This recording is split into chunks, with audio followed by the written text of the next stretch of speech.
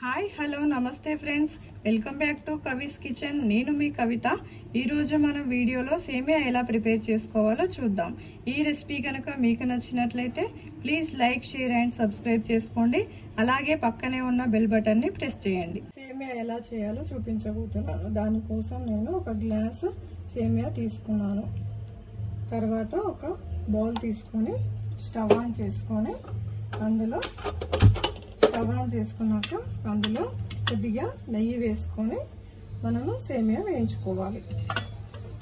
నెయ్యి కొద్దిగా వేడినాక ఇందులో సేమియా వేసేసుకుందాం. సేమియా వేసుకొని దాన్ని కలుపుకుంటూ ఫ్రై చేసుకోవాలి.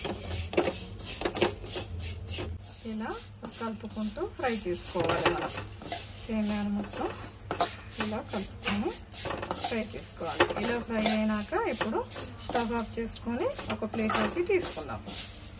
ఇలా ప్లేట్లోకి తీసేసుకుందాం.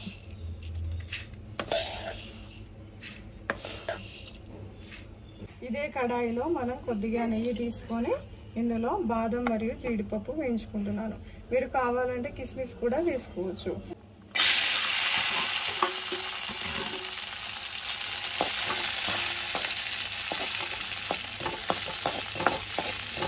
కొద్దిగా వేయించుకుంటూ కొంచెం ఫ్రై అయినాక ప్లేట్లోకి తీసుకుందాం. ఇలా ఫ్రై అయినాక ఇప్పుడు స్టవ్ ఆఫ్ చేసుకుని ప్లేట్లోకి తీసుకుందాం. ఇప్పుడు ఇదే కడాయిలో స్టవ్ ఆన్ చేసుకొని దానిలో 1 గ్లాస్ వాటర్ తీసుకుంటున్నాను.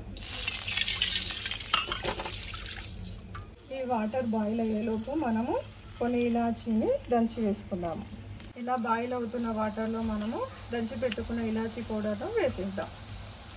ఇప్పుడు ఈ వాటర్లో మనము సేమియా కూడా వేసేసుకుందాం.